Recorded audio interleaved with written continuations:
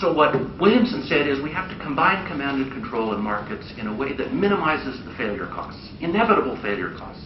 We're going to have failure, but we have to minimize that failure. Canada came out fairly well in the recent round of financial crises. Was it luck or virtue? It was a mixture. Our bank regulators did not listen to our banks lobbying for deregulation. And that was actually a really cool thing. We're really kind of glad they did that, because in countries where bank regulators listened to bankers and deregulated, it was a disaster. The current round of banking deregulation, Basel II, is a mess, and we're going to have a Basel III. And so one of the things we have to, I think, get across to the rest of the world is that the negotiators that Canada and the United States and Germany and Iceland send to these international conferences, we shouldn't have our bankers kind of giving talking points to our negotiators. That's what happened in the previous round of negotiations, and it didn't work.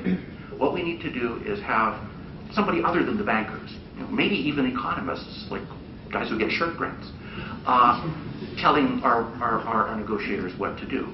The other thing that we need to worry about is the Canadian Securities Commission. Our provincial regulators, whenever I talk to them, are terribly worried about displeasing the CEOs of the companies who list on their exchanges. And so what's happening is the CEOs of companies that list on our stock exchanges are basically writing our securities rules. And that's not going to work either. Now, we've had a few Ponzi schemes in Canada, maybe not enough. I think we're building up to a crisis, and I think we're going to have major reforms in Canadian securities law, too.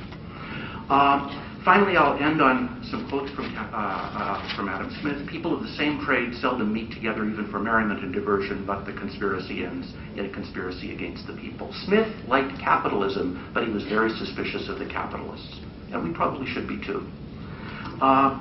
Smith also was very suspicious of do-gooders, because he saw do-gooders in his own time having hidden agendas.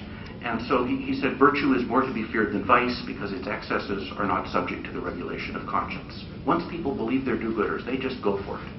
And that can be a problem. But finally, he said, no society can surely be flourishing and happy, of which the greater part of the members are poor and miserable. He was right.